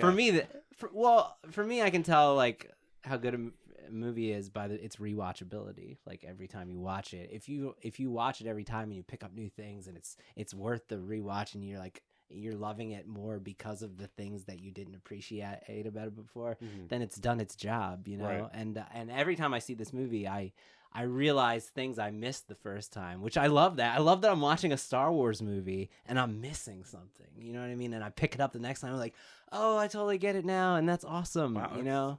Yeah, I've never said that about a Star Wars movie. Really? You don't feel like that about like Empire or anything? No. Then again, we've been living with those movies our whole it's lives. hard for me to tell. How do you, like there's a nothing, child. There's nothing new to be said about the OT. Yeah, We've all said it, I guess. So yeah. But I assume that when they originally came out, people had to have that feeling, right? They were the first movies that, as kids, we saw over and over and over again. It was actually like a competition. Like you'd show up for school, and this is before VHS and stuff, so you had to see them in the theater. So it's just in the theater, right? And I'd show up and I said, I saw it 30 times, and then somebody else, I saw it 142. And it was all, it's like, yeah, right. Yeah, right. And so it was a big deal. That was the first movie that people saw. I mean, I'm speaking in generalities, but I think it's almost true. It's the first movie that people just saw over and over and over. Where quantity became the thing. Oh, wow. And it was the first movie I saw like that for sure. I did see it in I probably said I saw it 150 times. So if you were in grade school with me, it was probably more like 20. But it was honestly like 20 times. But 20 times is a lot. A lot. Yeah, and they force your parents to go see a movie. But like every birthday party, we'd go see it. Every summer it stayed in the movies for that long of a time. Different too. Yeah. It stayed in the New Hope stayed in the theaters. It wasn't called that, I guess, then. But just Star Wars. I'll use the vernacular for the youngins, the younglings. Hey, somebody who heard New Hope now would be like in college. So yeah, absolutely. Time has passed, sadly. Yeah. So it would stay it was there for I don't know exactly, but probably a full year, and then they kept re-releasing it. That was the interesting thing about, and that's what the bigger movies used to do, like American Graffiti, all the Lucas movies. That explains why I have memories of being able to see these movies, because they came out after I was born, but I saw Return of the Jedi in the movies. Like, well, 97. No, I'm talking about when I was a child. Yeah. So Return of the Jedi was 82, right? 82 or 83. I can't remember. I was born in 80. Oh, okay. I mean, they must have been re-releasing them like later. I don't remember about Return of the Jedi, but it wouldn't surprise me. Yeah, because I know Raiders got the re-release. Because all of your stories about like the toys and everything, I was the same way, but I wasn't even born when those first two movies came out. You know what I mean? I'm younger than you guys, and I mean, like, I had the toys and stuff. That's so. How did it sustain? Well, it's so crazy. Stuff doesn't go away. Yeah. Also, 97 was a huge injection. Yeah, that's true. There's a really good Netflix television. Oh yeah, the toys that made us. Toys that made us. And then there's an Amazon documentary too that kind of goes through the whole history of the toys and how they're reinvented. I haven't seen the Amazon documentary. But back when I was a kid, the movies that kept getting re-released were Disney movies. Like, they were the ones. So Pinocchio would come back. Yeah. And every few years they'd almost rotate. Like, this year it's Cinderella. The vault. They'd open the vault. Yeah. Best marketing ploy ever. And one day they'd own Star Wars. Right. Yeah. And then VHS killed it. Okay. Well, like, you can watch it anytime. Like, the last thing I think I can say about Last Jedi is that somebody was arguing on Facebook, as everybody did for like 3 months, arguing on Facebook about this movie, and somebody was just like, hey, jerk, remember, this is a movie for selling toys. Right? And I don't know why that's just stuck in my head, but then I said something to Jimmy the first night I saw it. I was like, this to me feels like the first Star Wars movie for adults. That doesn't feel like it's made for toys. It doesn't. Like, I hate specifically for the toys. Porgs. I don't like them, but they're there. I can just not pay attention to that part, or it doesn't kill me. Jar Jar and the Ewoks at least did something with the plot. The Porgs don't do anything with the plot, and that annoys me. If they just if like a Porg did something and they needed the Porgs, so they helped. I think the Ewoks get a lot of hate that they don't deserve. I love the Ewoks. Me too. I don't have any problem with the Ewoks. I mean, they're savage honestly, killers. Jedi's my favorite Star Wars movie, so I'll sit here and say that. I don't care. It's hard for me to decide. Yeah, I would go back even to the Jawas for being kind of cute and funny and silly, and it's like Star Wars tradition. Yeah, it's they have those kind of characters, but I don't know. The Ewoks, they killed people. Outside of the Porgs and the Milk Beast, I don't. This and there is a lot of jokes and stuff in it, and it is silly, but to me, this felt like it was for adults. Yeah, it was for grown up. Star Wars fans who had grown up with it. Yeah. And I thought it was a verifiably different feeling. Well, me too. Look, I mean, Lucas always said that he set out to create a movie for kids kind of morality tales, black and white. He hadn't seen that, like, there's the evil and there's the good, and he was looking for that. This movie is they acknowledge it. It's gray. Everything's gray. And could Kylo become kind of good? So maybe I was totally wrong in the beginning when I said it was kind of like a George Lucas. Because from that aspect, you're right. Yeah. You're actually right. No, that said, maybe the prequels got a little gray. I mean, because Anakin kind of turning bad, and Revenge of the Sith is gray. He did kill a bunch of kids, and then there's always like straight up murder children. And that's what Lucas would always kind of divert to his, these are kids movies kind of thing. And then I was like, well, then why are you doing these, the politics and all that politics. Stuff? Politics and child murder. That's like what kids want to see. Yeah, exactly. So I honestly think the prequels stepped away from that first. So I don't know that they were just for kids. I think they were more adult movies in their own way. I think he hid behind the kids movies. It's so weird. I'm not the biggest fan of those movies, but I think nostalgically going to see episode 1 is the best theater experience of my life. Not the movie, but the experience of it. The trailer was one of the first trailers in many years that like gave me goosebumps and made me emotional almost. I think I like teared up. I was so excited. It was probably the greatest trailer experience I've ever had in the trailer. I remember downloading it and it taking 8 hours to download. The trailer. And I remember trying to play it after it had downloaded for 2 hours, and it played like 2 seconds. This is all about screenwriting. You saw those weird bug things coming over the hill, I think. Well, how about this? Is there anything left you guys want to say about Last Jedi script wise? Anything any small thing we didn't talk about or anything? No, I think we touched all the bases. Yeah, I think so. It's it'll be interesting to see what JJ does with the next one. Yeah, exactly. I don't know. Well, this one felt like a punch toward that one. Like, hey, get out of here. So maybe this one will be reacting to the thing that was reacting to his. Well, could it? It might be. It might not. I don't know. Well, I don't know. The other weird thing is Which is cool. It is cool. I don't have any clue where this is all going. They had a plan in place. Colin Trevorrow and his writer. They bounced them. They brought in another writer for a brief period of time, like a month or so. They bounced him, and then they brought JJ, and I guess Lawrence cast him back. Oh, did they? No, I'm sorry. It's Chris Terrio. It's the Justice League writer. He's writing it with JJ. Okay. So that scares a lot of people. Well, Justice League isn't even a movie, so. No, I mean, like like I said this, when sometimes movies get so messed up in the post and stuff, I just don't consider them finished. And that's what that movie is. It's unfinished. Yeah. And that is an important note, especially with a movie like that. This movie less so because Rian directed it. Yeah. But you can't really judge a screenplay we by should the have movie. This and about, we probably should have introduced that at the beginning of the podcast.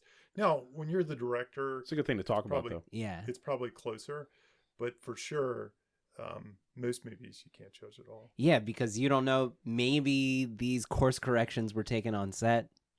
Things that weren't working, they realized in the moment, oh, we need to change this and make it work. Or things that would have made stuff that doesn't work in the finished product, like was shot and it just didn't, it didn't come out right, or for whatever reason they cut it out. That is probably something we should have talked about. Because I was going to ask you guys, I forgot. I forgot too. I forgot because I was thinking about if you were to watch a Terrence Malick movie and then how do you talk about a script on a movie that's just shots of things? You know what I mean? You don't. It's like there's nothing to talk about. It's actually a key educational point, I think, because a lot of people, I think you can judge. Or you can blame the screenwriter, and it's really hard to do unless you can read the screenplay. And then see the final definitively. Well, even we talked about how Max Landis was distancing himself from that. I think there's an example of it didn't turn out. What he thought he put on the page was not what ended up on Netflix. Exactly. In this case, Last Jedi, you can't find the script anywhere. It's not I do. We looked up Get Out before we watched Get Out. Yeah. You can find that script. Yeah. But you can't find Last Jedi. You could find Force Awakens because at the time they thought it might get some nominations. Oh, so they release them in that it. case. But even those scripts, what they do is they edit them after the movie. So Ah. they don't, because they don't want to give up like that key plot line that they cut. Or how badly they messed up. Yeah. Exactly. Yeah, so they make it look good. No, what I did with Force Awakens is I got the novelization. I like couldn't wait to get the novelization, and it did have those cut scenes. It had the first scene originally had like Leia and her assistant or something, which was played by her daughter on that planet that blew up, and it had those scenes. It had them in the original order. I'm actually curious to see Last Jedi. Now, here's a weird thing about the Last Jedi novelization. Force Awakens, it came out right away.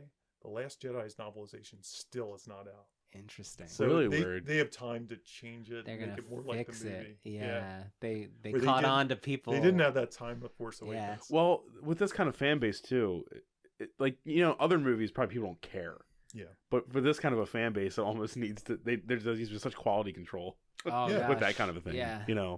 I mean, I dove into Force Awakens novelization because I really didn't understand the setup of the universe. I didn't understand what the Resistance was in the First Order, and I was trying to figure it out. I couldn't figure it out from the movie. Yeah, because I've seen you say this, and it's portrayed that the First Order is the rebels. Yeah, that's a problem I have is, with that. That was the problem I had going into the new trilogy. Is I think the rebels should always be the underdogs. Yeah, and I think they magically course corrected in this movie, somehow. but they didn't explain it really. Not at all. It was like all of a sudden the First Order is has the guns. Power. Yeah, even though their biggest weapon just got destroyed.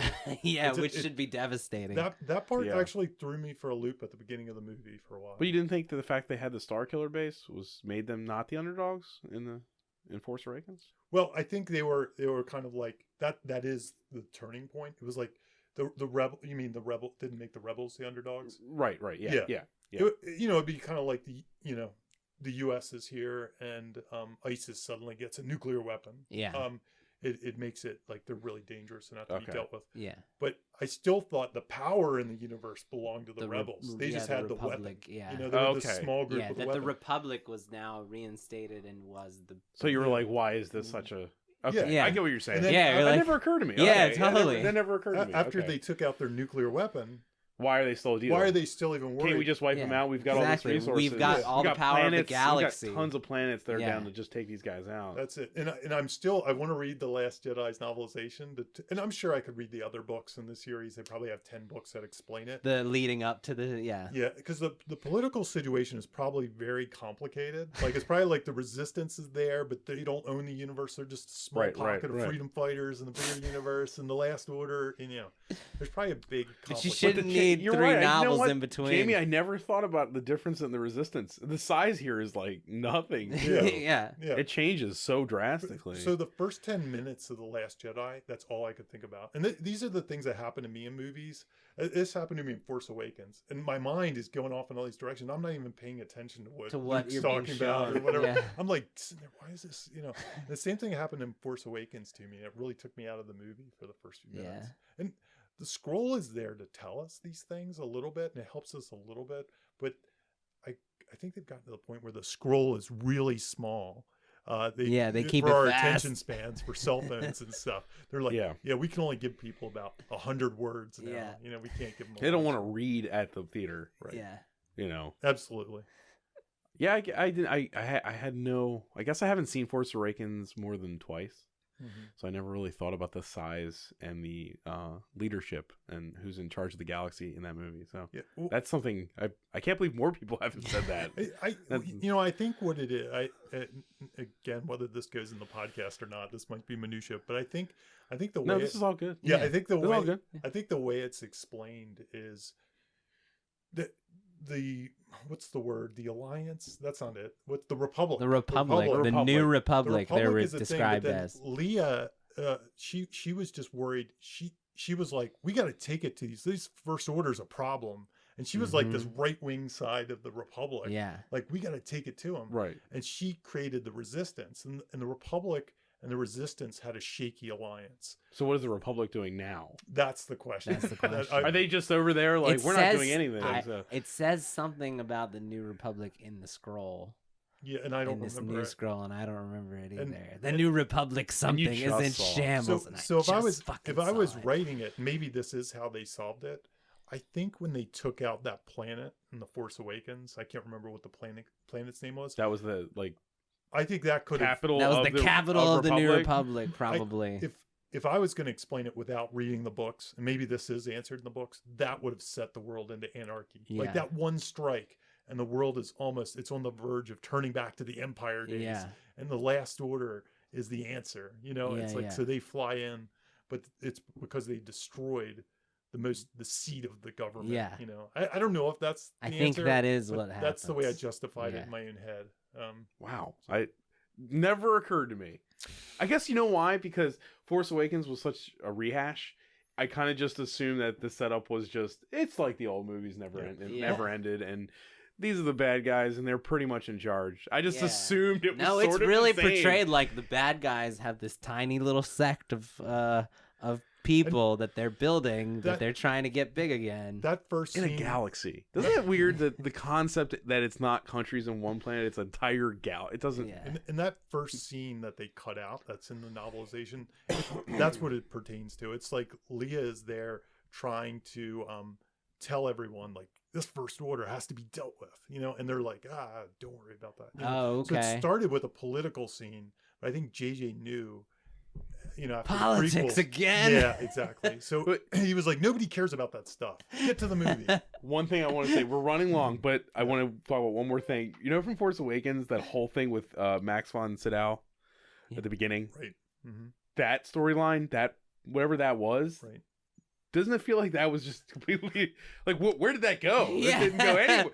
Is that just left on the floor? And What was the storyline? Remember, it was at I this. just remember Going getting to the map. begin to make things It right. was like that. What was it like? It was an amulet or something. This is You're the going- Force Awakens guy. Do you remember it was at the Jimmy beginning? just saw it last night. right. I It was didn't. at I the swear. beginning attack in I Force didn't Awakens. prepare and that Max von Sydow much.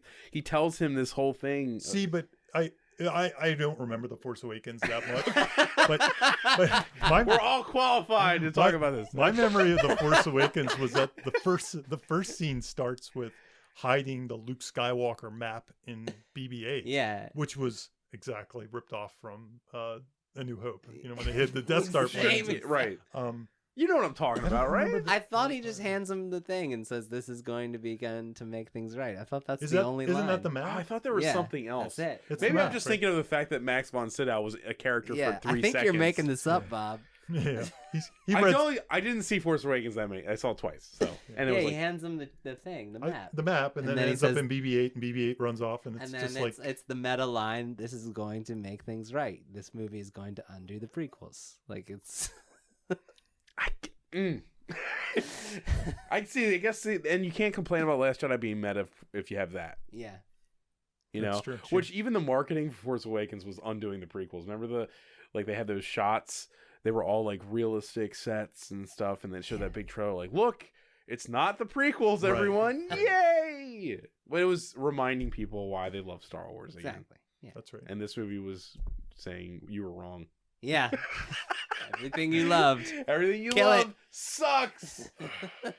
Oh, anyway, I think that pretty much sums up everything Yeah. we could talk about inside and out.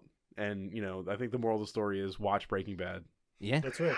Dorsey. At least Jamie, Dorsey. I think that's Jamie's Breaking moral. Bad. Breaking Bad. Don't worry about Last Jedi. Just rewatch Breaking Bad. It's all there.